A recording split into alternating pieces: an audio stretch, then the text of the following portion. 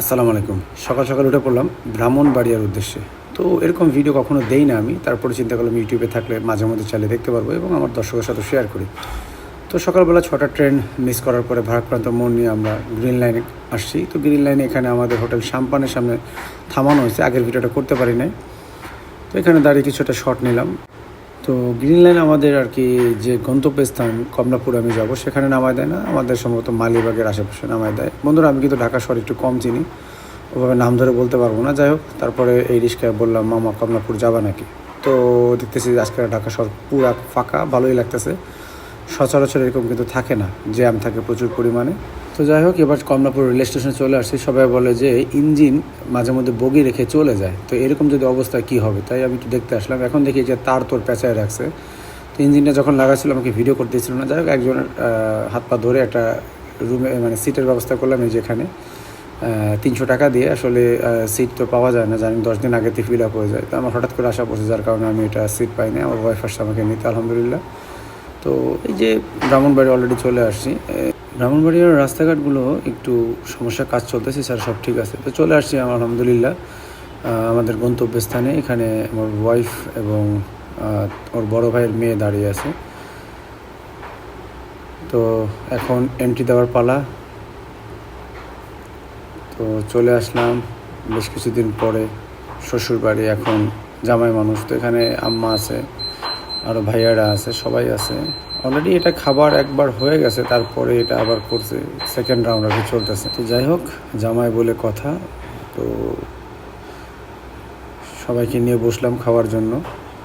এরপরে চলে আসলাম একটু বাইরে জুস ট্রাই করতে। এটা আম্মাকে বলি নাই, তাহলে আবার রাগারাগি করবে। এটা আমরা গোপনে আসছি, আমি আসছি। এরপর এখান থেকে আমরা আসছি, এটা আবেরি পার্ক। ব্রাহ্মণবাড়িয়ার লোকরা হয়তো চিনবেন। এই পার্কটা আমার যাওয়ার খুব ইচ্ছা ছিল। পার্কটা আমার খুব ভালো লাগছে, পুরো গ্রিন সবুজের মধ্যে পার্কটা করা হয়েছে নদীর সাইডে। আমার কাছে প্রচণ্ড ভালো লাগছে। আমি একটা ভিডিওতে দেখছিলাম, তারপরে আমার ইচ্ছা ছিল যে আমি এখানে আসবো আবেরি পার্কে।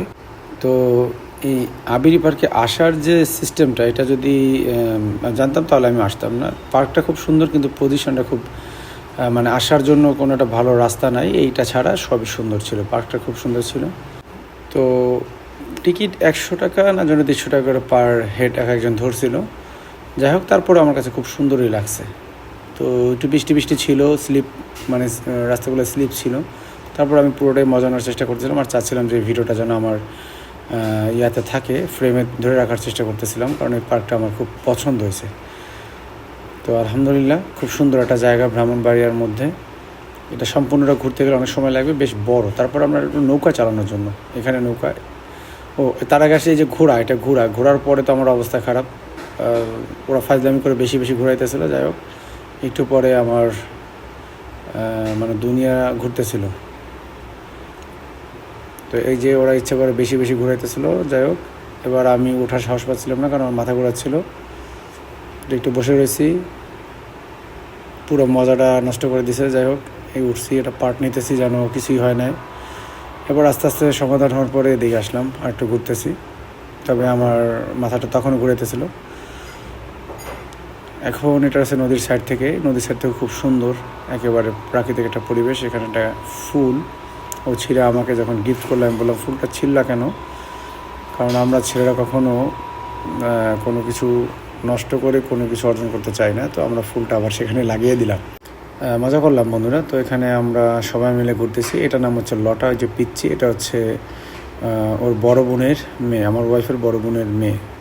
2 মেয়ে তার, ওদের জন্য সবাই দোয়া করবেন। এখানে আমরা একটু নৌকা চালাইতেছি। তো আমার ওয়াইফ একটু ভয় পাইতেছিল, ওরে আমি একটু ভয় দিতেছিলাম নৌকায় উঠে। আলহামদুলিল্লাহ, খুবই মজা করলাম। এখান থেকে দেখলাম যে হরিণও আছে। এই একই পার্কের মধ্যে অনেকখানি জায়গা নিয়ে তারা করছে, মার্শাল্লাহ, খুব ভালো লাগছে। একটা দিন খুব ভালো গেল। তারপরে আমরা এখান থেকে আবারই পার্কে থেকে বাসায় চলে আসলাম। এরপর হচ্ছে আমার ওয়াইফের বড় বোনের মেয়ে, ও কী করছে যে ওর ছোটো বোনের চকলেট খেয়ে ফেলছে। ও খুব দুষ্ট আর খুব মিষ্টি। আমাদের এই ঘরে আমার ভাইয়ের মানে আমার ওয়াইফের বড় ভাই, ওর একটা মেয়ে আছে, এবং ওর বড় বোনের 2টা মেয়ে আছে। আমার ওয়াইফ হচ্ছে সব থেকে ছোটো। তো এখান থেকে আমরা চলে গেলাম হচ্ছে খাসি কিনতে। খাসি কিনে নিয়ে এসে 3 ভাই এটা কাটা শুরু করছি। খুব পাট নিয়েছিলাম, আমি পারি আসলে লাস্টে আমার রশি ধরে দাঁড়াতে হয়েছে, কারণ আমি এখানে কোনো পারফরমেন্সে দেখাইতে পারতেছিলাম, সবাই কেটেও হয়েছে।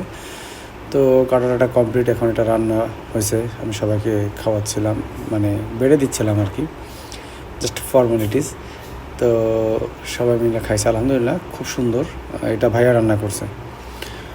তো সবাই মিলে খাইছি। খাওয়ার পরে এটা আসলে স্মৃতি, হয়তো বা এরকম দিন আর আসবে কি না জানি না, আল্লাহ আরও আনুক, কিন্তু এটা স্মৃতি হয়ে থাকবে। এখানের পরে আমরা আবার চলে যাব, কারণ ক্লাস আছে, স্টুডেন্ট আছে, সবাই অপেক্ষা করতেছে। চলে আসলাম গ্রিনল্যান্ড কাউন্টার মালিবাগে। তো এখান থেকে বসে আছি। এখানের যে খাবারগুলো খুব এক্সপেন্সিভ।